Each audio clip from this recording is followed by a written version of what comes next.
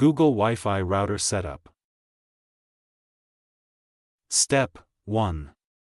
Unbox and connect. Unpack the router, plug it into a power outlet, and connect it to your modem using the Ethernet cable. Step 2. Download the Google Home app. Install the Google Home app on your smartphone or tablet. Step 3.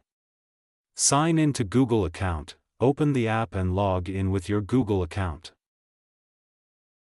Step 4.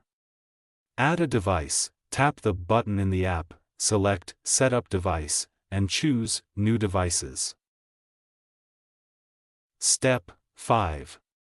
Scan QR code. Use the app to scan the QR code on the bottom of the router.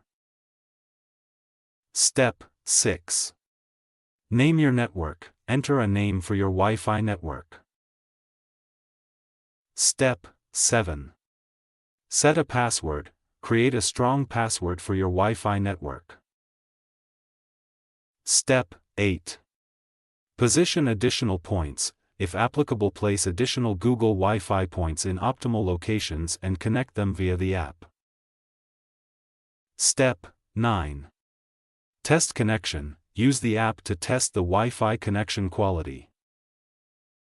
Step 10. Customize settings.